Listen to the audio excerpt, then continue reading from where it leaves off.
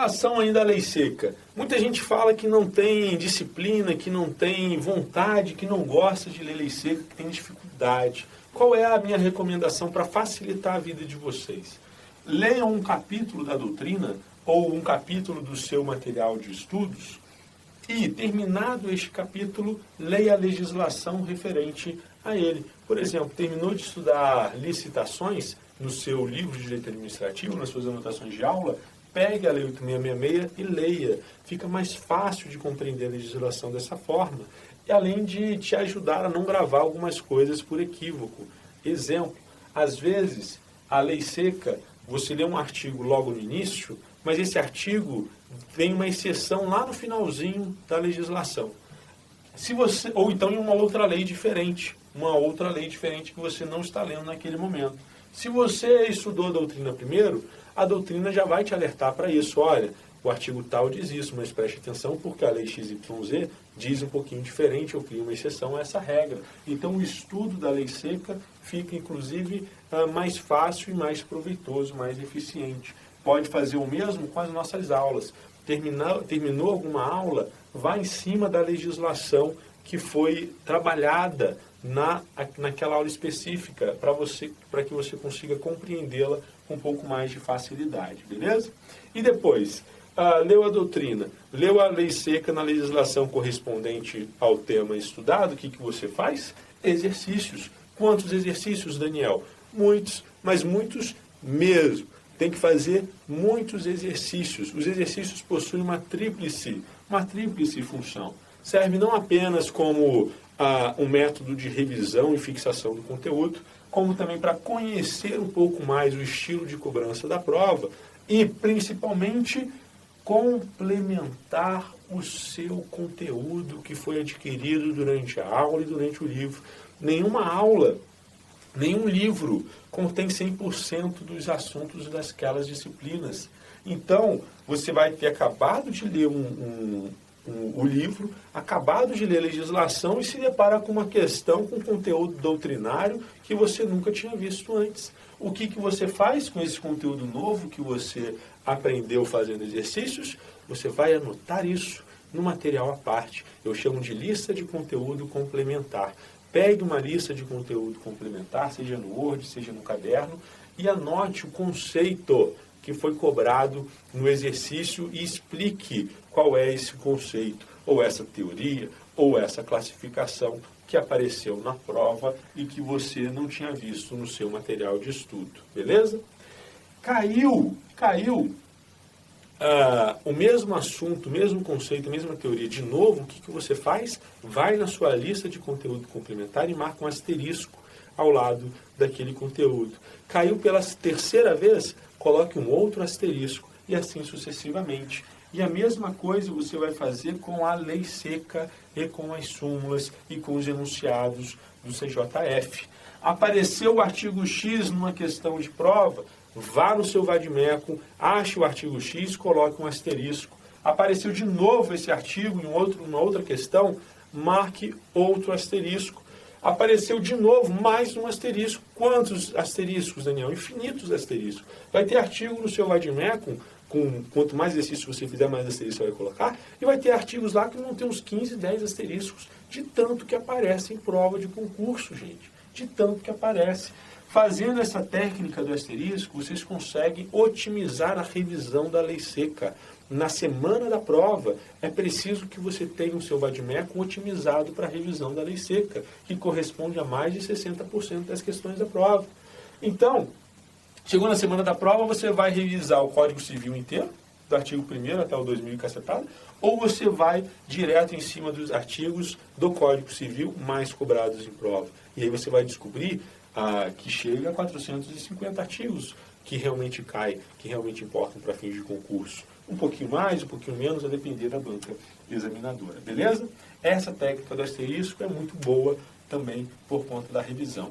E, óbvio, lembre-se do saco das positividades aqui.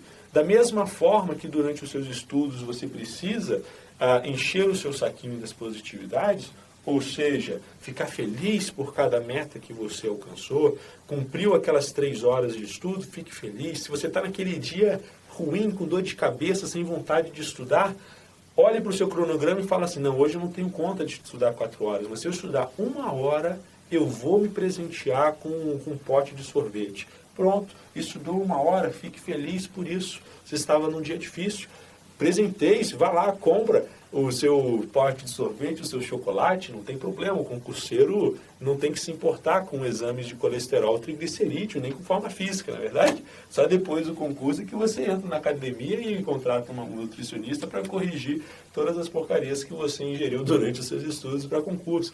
Na semana da minha prova oral, eu estava virando sócio já das lojas que vendem chocolate aqui em Brasília, de tanto chocolate que eu tive que comer para controlar a ansiedade. E é assim mesmo, gente, faz parte, beleza? Durante os estudos você faz isso, fica feliz, cumpriu 1 hora, opa, fica feliz, sai, vai olhar o céu, vai ficar feliz, vai prestar atenção no canto passarinho, depois de 5, 10 minutinhos, volta, estuda mais 1 hora, fica feliz por mais 1 hora cumprida de estudo, vá lá na lanchonete, compra um picolé, sei lá, o importante é você encher o saco das positividades. Não cumpriu a meta do dia? Não se chateie, não enche o saco das negatividades, é normal, infelizmente tem dias que a gente não está com tanto ânimo de estudo, com tanta vontade de estudar, está com dor de cabeça, é o pai, é a mãe que pede para fazer alguma coisa, não é verdade? É a mãe que pede pela 4ª vez para você ensinar a como anexar um arquivo no e-mail que ela precisa mandar para alguém, enfim, isso faz parte, beleza? Mas você não pode se chatear, porque senão o seu saco das negatividades vai lá para baixo. Com os exercícios, a mesma coisa. Fez um exercício e errou? Fique feliz. Como assim, Daniel? Fique feliz porque errou um exercício? É isso mesmo. Muita gente fica triste e enche o saco da negatividade de bobagem, quando poderia encher o saco das positividades. Gente, se vocês errarem um exercício agora, durante os seus estudos, a chance de você errar de novo na prova reduz drasticamente. E eu sei que você sabe disso, embora você nunca tenha parado para pensar dessa forma que eu estou falando aqui. Ora, se você, durante os seus estudos, encontra 2 questões que você não tem a menor ideia da resposta. A primeira, você chuta e acerta. A segunda, você chuta e erra. Eu te pergunto, qual você vai passar mais tempo analisando para aprender direito? A que você acertou no chute ou que você errou, ainda que no chute? Você vai prestar atenção na que você errou no chute. Então, gente, é verdade. Vale mais a pena errar exercícios durante os estudos do que acertá-los, tá bom? É claro, os acertos tornam mais fácil essa sensação de felicidade do que os erros. Você precisa trabalhar um pouquinho mais essa sensação quando você erra uma questão. Mas lembre-se disso que eu falei. Toda vez que você errar uma questão, em vez de você ficar triste, putz, eu acabei de estudar isso, estou errando. Não, fique feliz. Lembre-se do professor Daniel. E fale assim para você, maravilha, ainda bem que eu errei agora, que no dia da minha prova eu não vou errar. E isso dá certo, no dia da prova vai chegar, você vai se lembrar daquele riso que você deu durante os seus estudos e vai acertar a questão na sua prova, beleza? É assim que funciona. Vamos embora. 7º passo, esse aqui, gente, esse aqui, o primeiro e o 7º são, assim, os mais importantes passos para a sua aprovação. Eu canso de falar para os meus alunos, canso de falar no coach, de brigar com o pessoal. Pessoal, tem que revisar, mas tem que revisar é muito, é sempre, é o tempo todo. Acredite nisso aqui, ó. Você não aprende lendo, você aprende revisando. E digo mais, você aprende revisando de uma forma o quê? Inteligente. Como assim revisando de uma forma inteligente? Revisando usando o seu cérebro, raciocinando sobre o que você está revisando. Porque se você se contentar em reler o que você já leu, eu tenho certeza que vocês já tentaram isso e que muitos de vocês, depois de meia hora, 1 hora, 2 horas de estudo, de revisão que seja, começa a pensar no que você vai comer depois, o que você vai fazer, vai pensar na sua família, vai pensar em alguém, menos continuar prestando atenção no que você está relendo de forma exaustiva. E além disso, quando você simplesmente relê o que você já leu, você não está trabalhando mentalmente o conteúdo. E eu já mencionei aqui com vocês.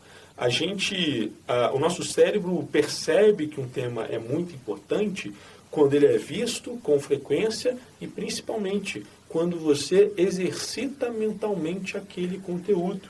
E é isso que eu chamo de revisão inteligente. E eu tenho aqui 3 possibilidades para vocês elaborarem um material de revisão inteligente. A primeira possibilidade é o método do sumário anotado, o outro é o questionário e o outro é o dos grifos, mas os grifos o quê? Inteligentes. Se você realmente conseguir controlar seus impulsos, se você é daqueles que não consegue resistir à tentação e começa grifando ali uma linha, 2 linhas, depois de 15 minutos já está grifando a página inteira, esse livro, esse método do grifo inteligente não é para você, tá bom? Vamos lá. Sumário anotado, quais são os pontos fortes dele? Como funciona primeiro? Funciona da seguinte forma. Leu o conteúdo do livro, leu um tópico do livro, um capítulo do livro, vá no sumário e coloque palavras-chave sobre aquilo que você estudou e que você precisa memorizar, que você deseja memorizar, beleza? Coloque palavras-chave. E no momento da revisão você vai fazer o quê? Vai bater o olho na palavra-chave e vai verbalizar mentalmente, ou até de voz alta mesmo, como vocês preferirem, o conteúdo objeto da revisão, beleza? Exemplo, sentido sociológico. Está lendo lá o livro do Lenza, viu o sentido sociológico, o que você pode colocar no seu sumário anotado? As expressõezinhas aqui, ó, La Salle, fatores reais e papel, e indicar o número da página. Se você optar por fazer o método do sumário anotado fora do livro. Eu fazia no meu livro mesmo, ficava tudo bagunçado, só eu entendi o que estava ali. Mas você pode fazer um sumário anotado no Word ou num material à parte, num caderno. O importante é que você indique a página. Por quê? Vou chegar lá. Beleza. Anotou essas palavras aqui.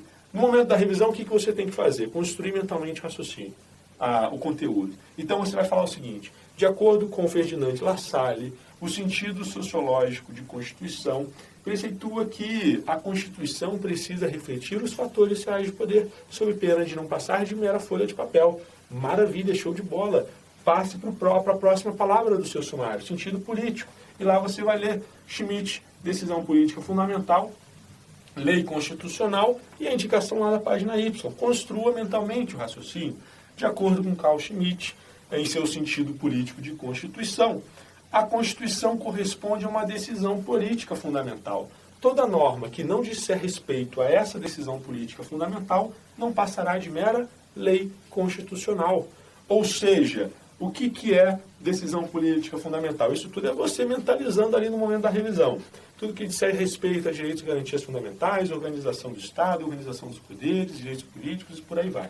O que não for é lei constitucional. Exemplo, aquele artigo da Constituição que fala que o Colégio Pedro II será mantido na esfera federal. Isso não tem nada de decisão política fundamental.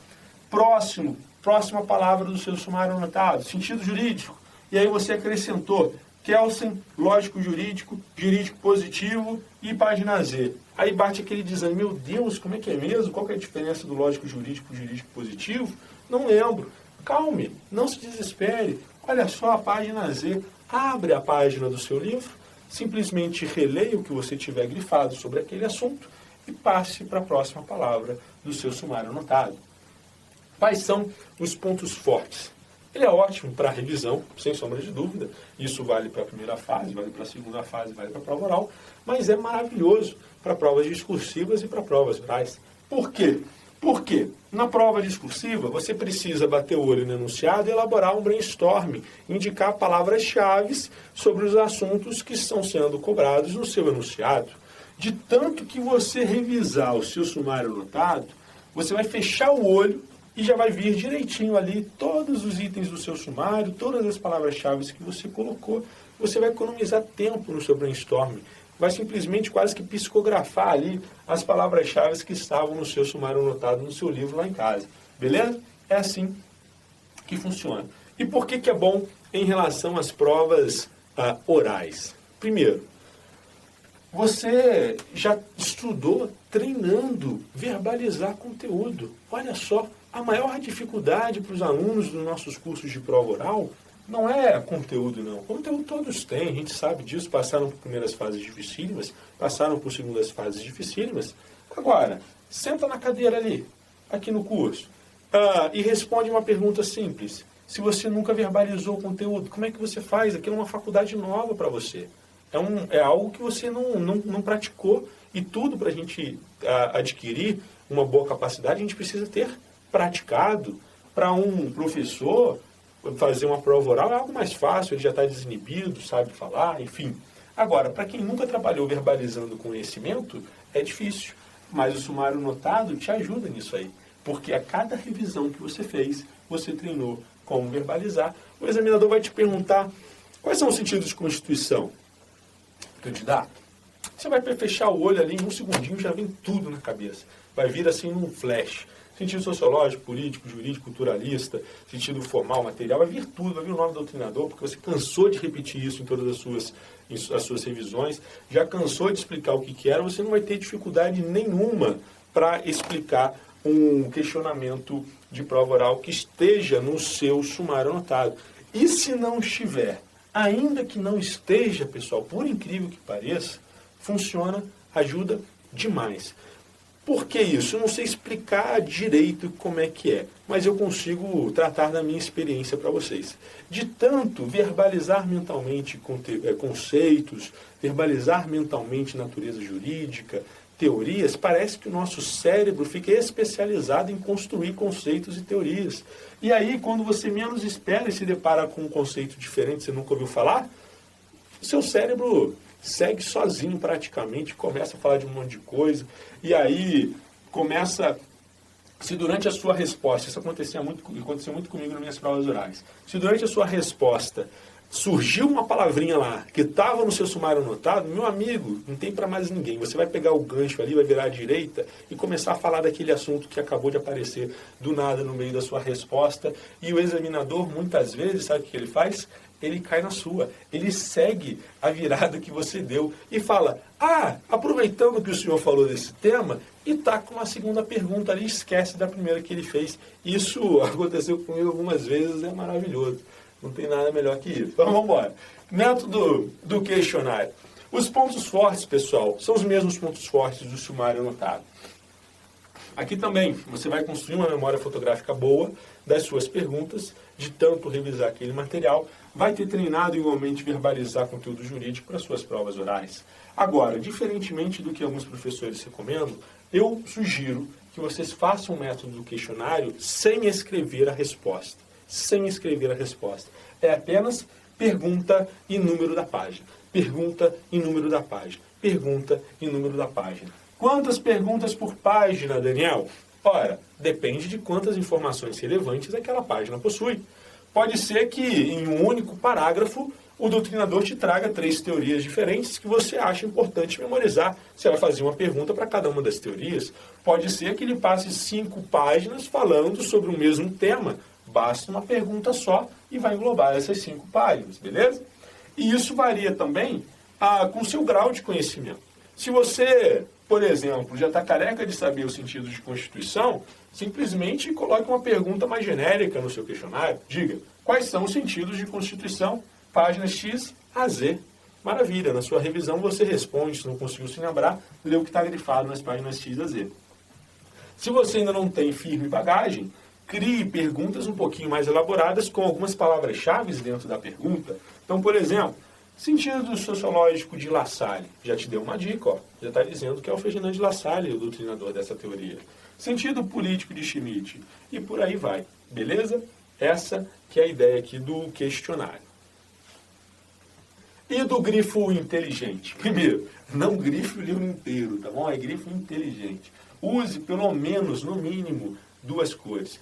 Pode usar quantas cores vocês quiserem, tá bom? De preferência de uma forma inteligente. Mas use pelo menos 2 cores. Uma cor apenas para palavras-chave. Uma cor você só vai usar para grifar a palavra-chave. Outra cor você vai usar para explicar aquela palavra-chave, ok? Uma cor para a palavra-chave e a outra para a explicação. No momento da revisão, você vai ler apenas a cor das palavras-chave. Bater o olho na palavra-chave, você vai explicar mentalmente. Não conseguiu se lembrar? Aí sim lê o restante do grifo, tá? Mas, além de resistir à tentação de grifar o livro inteiro, você precisa ser forte o suficiente para resistir à tentação de reler o livro inteiro na hora da revisão. Conheço muita gente que não resiste a essa tentação. E eu mesmo, de vez em quando, caía nessa tentação. E quando eu via, já estava lendo 10, 15 páginas. Eu falava, não, deixa eu parar de ler essas páginas aqui. Vamos focar na revisão, tem que ser uma revisão séria e mais objetiva. É só para dizer para o seu cérebro, opa, esse assunto aqui ainda é importante, não jogue na lata do lixo. Porque se a gente não faz isso com o nosso cérebro, ele acaba jogando o nosso conhecimento fora, beleza? Se você é forte o suficiente para resistir a essas tentações, use o método do grifo inteligente, economiza tempo, tá bom? Economiza tempo, é mais fácil de fazer. Em compensação, não tem aquela memória fotográfica toda que você teria pelo sumário anotado e pelo grifo inteligente e pelo questionário. Mas, em compensação, o exercício, o treino mental, você também conseguirá fazer com esse método. Pergunta mais comum de concurseiro: qual é a periodicidade de revisão? Quantas vezes eu tenho que revisar alguma disciplina? Em quais dias? É preciso ler o capítulo 1 hoje, revisar amanhã, depois, e amanhã ainda ler o capítulo 2, aí no outro dia eu reviso o capítulo 2 e leio o 3, no dia seguinte eu releio o 3 porque eu li na véspera e releio de novo o capítulo 1 porque eu li na antivéspera e ainda tenho que ler o 4. Gente, calma lá, vamos simplificar essa história aí. Eu sei que tem muitos especialistas dizendo que essa história de revisar 24 horas, depois 48, depois 72, depois 120 horas, depois não sei quantas horas, depois não sei quantos dias, depois não sei quantos meses, enfim, é em tese melhor, pode até ser, mas vá organizar o seu tempo de revisão com 10 disciplinas do edital para conseguir cumprir à risca esses métodos mirabolantes. Tem uma forma mais fácil que simplifica bem o processo e continua sendo bastante útil, tá? Ao final da semana, você vai revisar o que você estudou durante a semana. Leu o capítulo 1, 2 e 3? Sábado, revisa os capítulos 1, 2 e 3. Leu o capítulo 4, 5, 6 na semana seguinte? No sábado seguinte, revisa os capítulos 4, 5 e 6. Assim sucessivamente. Terminou o livro, é preciso revisar de mês em mês aquela disciplina. Se você não revisar depois de 30 dias, o seu cérebro vai fazer assim, ó, pegar o conteúdo e jogar numa lata de lixo. Não faça isso com vocês. Isso é aviltante com a sua inteligência, com o seu tempo de estudo. Não jogue aquele conteúdo que você batalhou tanto para adquirir na lata do lixo, meu amigo. Revise. Tem que revisar no mínimo uma vez por mês tudo o que você já estudou. E aqui é que vem a importância de ter um material de revisão. Aqueles materiais que eu lhes falei são materiais que enxugam o que você precisa estudar. Você não vai precisar ler de novo um livro de 900 páginas, você vai ler um sumário anotado, você vai ler o questionário e, por incrível que pareça, fazendo o sumário anotado e o questionário, vocês conseguem, depois de algum tempo, de algumas revisões, revisar as disciplinas inteiras em menos de 4 horas e meia. Foi o que eu fiz na véspera da minha prova oral. Eu consegui revisar em 4 horas e meia o meu livro inteiro do Lenza pelo sumário anotado. Consegui revisar os textos do examinador de constitucional que eu tinha utilizado o método do grifo inteligente e ainda consegui ler os artigos da Constituição que eu queria dar uma revisada em cima da hora. Não reli a Constituição inteira, obviamente, mas alguns assuntos eu ainda assim consegui ler em 4 horas e meia. Cada revisão que você fizer é mais célere que a outra. Por que isso? A primeira revisão que você fizer do seu sumário anotado, a primeira revisão que você fizer, vai bater um desespero. Cuidado aí com o saco das negatividades, tá? É normal esse desespero na primeira revisão. Esse desespero apenas comprova o quanto é importante revisar e revisar sempre.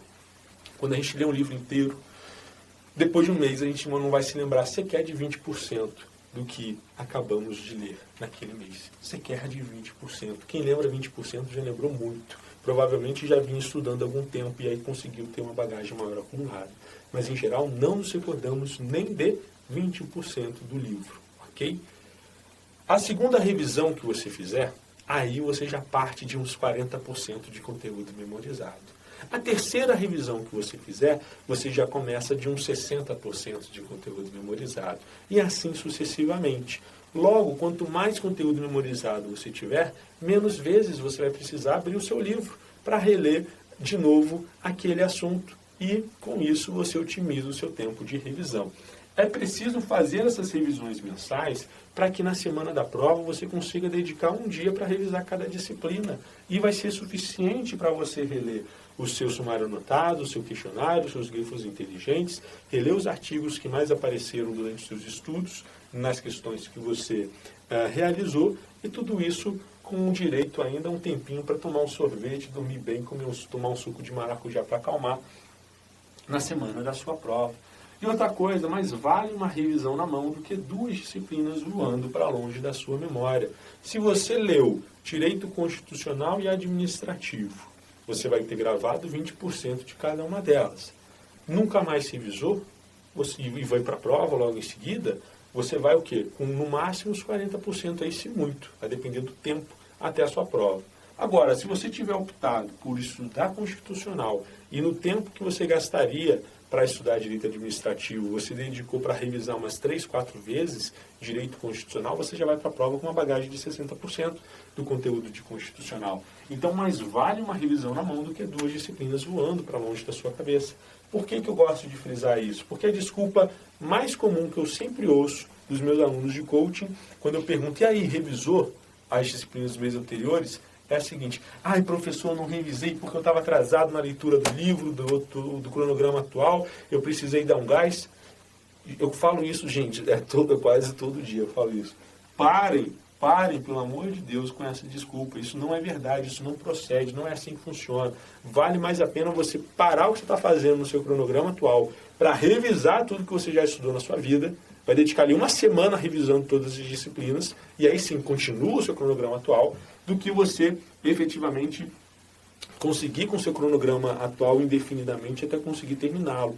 E aí depois que você terminar o cronograma atual, você já vai começar o próximo atrasado, vai falar, ai meu Deus, agora que eu não posso revisar mesmo, porque eu estou atrasado, comecei atrasado no meu próximo cronograma. Gente, parem com isso, vale a pena. Vale muito a pena parar para revisar. Acreditem em mim. Quando vocês fizerem umas 3 revisões, vocês vão falar, putz, o Daniel tinha razão. Porque aí sim vocês vão perceber o quanto foi proveitosa a revisão que vocês fizeram. Mas demora umas 3, 4 revisões para vocês passarem a concordar comigo. Revisão na semana da prova. É aquilo que eu falei. É um dia para cada disciplina grande e um dia para cada 2 disciplinas pequenas. Então é um dia para constitucional, um dia para administrativo, um dia para civil, um dia para processo civil, um dia para penal, um dia para processo penal e um dia para EC, consumidor junto, ambiental eleitoral, ambiental tributário, enfim. E aqui temos a importância do material de revisão, de ter feito as revisões mensais. Se você não tiver feito as revisões mensais anteriores, você vai demorar muito mais tempo para fazer a revisão na semana da sua prova. E talvez você não consiga revisar todas as disciplinas até a data da prova. Recomendações de última hora, a véspera e o dia da prova. Pessoal, a véspera não tem dúvida, a véspera você vai para o dia D do CPIURES, não é verdade? Que a gente tem conseguido passar aí pelo menos umas 20, entre 15 a 20 questões da prova. Gente, é muita coisa, para 6 horas de aula você já conseguiu pelo menos informação para conseguir ali acertar 15 a 20 questões de prova. É muita coisa mesmo, faz a diferença, tá bom? Além disso, o que você pode fazer na véspera da prova? Vai reler seu vade-mecum, vá, sei lá, rever o vade-mecum mesmo, participar do dia D do CPIURES. Não tem muita coisa para fazer muito não, na véspera do concurso. Eu só não sugiro, gente, mesmo, que você tire o seu tempo para ir para o shopping, para assistir filme. Por quê? Eu só recomendo isso, esse espairecimento, para quem fica extremamente nervoso, extremamente ansioso, extremamente agoniado na véspera da prova, a ponto de mal conseguir dormir. Se você é uma dessas pessoas, tudo bem você querer espairecer para conseguir ter uma noite agradável, tá bom? Mas se não é o seu caso, revise, gente, na véspera. É muito bom revisar na véspera. Você chega com a memória fresca no dia da prova. Vale muito a pena. Se a prova era à tarde, eu estudava até de manhã, continuava revisando de manhã. Se a prova era daquelas que você precisava estar com 1 hora de antecedência, se não fechava um portão na sua cara, eu carregava o meu vade-mecum embaixo do braço, me carregava ali, eu carregava a apostila, ficava revisando ali, até tocar o alarme eu ter que guardar tudo. Então, vale a pena essa revisão. Essa revisão de véspera no dia da prova, se a prova for à tarde, vale muito a pena mesmo. E no dia da prova? No dia da prova não tem mistério. Você tem que se lembrar do nosso primeiro passo. É preciso ir feliz para a sua prova de concurso. Você tem que dormir bem e acordar feliz. A primeira coisa que você tem que fazer no dia da sua prova é ir para frente de um espelho, olhar para você mesmo, dar um sorriso. Dá um sorriso, pode começar meio falso, assim, mas fique forçando o sorriso até que saia um sorriso de verdade. E você vai falar para você o seguinte: hoje eu estou feliz, porque eu estou dando mais um passo na direção do meu sucesso, ok? Porque a felicidade é a chave do sucesso em todas as áreas das nossas vidas. E é preciso que no dia da prova você chegue tranquilo, chegue feliz para ter aqueles hormônios positivos, aquelas substâncias boas no seu organismo, ajudando a manter firme aquela ponte entre o conhecimento, entre o raciocínio jurídico e a memória que você acumulou nos meses de estudo. E se você não chegar feliz na prova, chegar tenso, nervoso, vai vir o branco, os seus chutes vão ser todos errados. Enfim, é preciso ter tranquilidade, calma e felicidade. Todas as provas que eu fiz feliz, eu consegui ser aprovado. Na minha prova de analista do STJ, pessoal, eu tinha acabado de fazer uma prova do STF. E na prova do STF eu fui com uma cobrança muito grande, eu tinha tirado férias para estudar, aquela pressão familiar, eu queria muito passar na prova, então aquela cobrança mesmo, assim, em cima de mim e de mim mesmo, para mim mesmo, estava tão grande que eu não consegui fazer uma boa prova. Eu chutei, errei um monte de questão, e era a prova do CESP, tinha fator de correção, enfim, fiquei lá embaixo na primeira fase e ainda fiz a prova discursiva e não consegui a nota mínima na prova discursiva. Pouco tempo depois teve a prova de analista do STJ e eu já fui com outro ânimo. Eu fiquei uns 2, 3 dias na fossa depois do STF, é normal a gente ficar uns 2, 3 dias na fossa, mas depois a gente recompõe as nossas forças, continua estudando. E eu já fui para o STJ muito mais tranquilo, falei, quer saber? Vamos embora, eu estudei pra caramba, eu tenho conhecimento aqui, o que tiver que ser vai ser. Se não for agora, vai ser depois, tem uma explicação aí, eu vou poder estudar para outro concurso em seguida, enfim.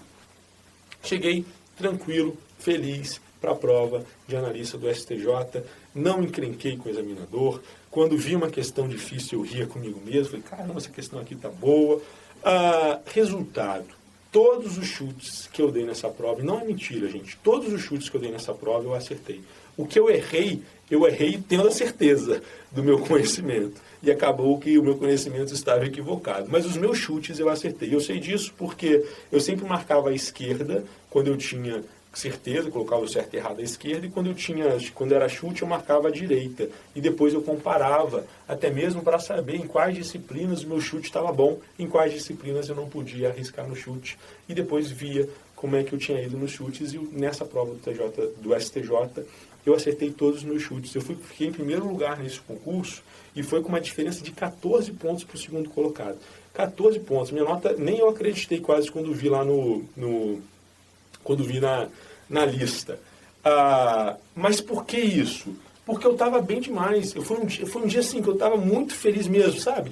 Quando todas as variáveis conspiram para você ir bem na prova, era esse meu dia. E realmente meu raciocínio jurídico estava fluindo, que era uma maravilha. Não voltei para ficar relendo questão que eu tinha chutado, que às vezes a gente comete esse equívoco cruel, né, de querer revisar o que chutou, e aí você altera o que estava certo para errado. Nossa Senhora, isso daí é de matar alguém. Não revisei o que eu tinha chutado, marquei a prova, passei para o espelho de correção e ainda tinha tempo, porque a prova do CESP de certo e errado é menorzinha, né? Em vez de ter 500 assertivas, tem 100, 120, ainda tirei um cochilinho ali esperando o tempo para levar a minha prova embaixo do braço. E deu certo, deu certo. Na prova do MPDFT aconteceu coisa similar.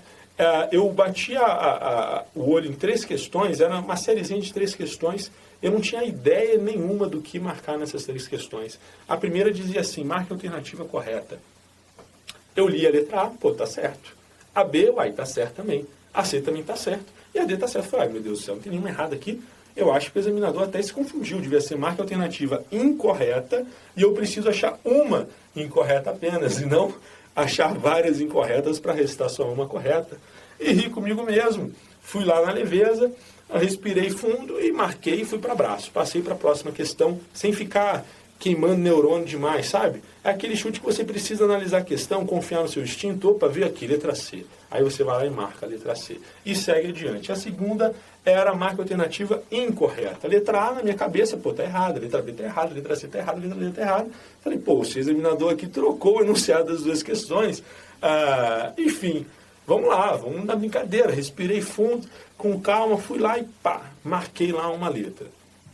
Na terceira questão, em sequência, meu amigo, de novo eu não tinha a menor ideia do que fazer. Aí eu ri inclusive quase em voz alta, assim, o pessoal do meu lado olhou pra mim e falou, uai, você tá maluco e tá doido, né? Deve ter pensado assim, mas eu também não tô nem aí, porque não é ele que vai fazer o meu exame psicotécnico, não é verdade?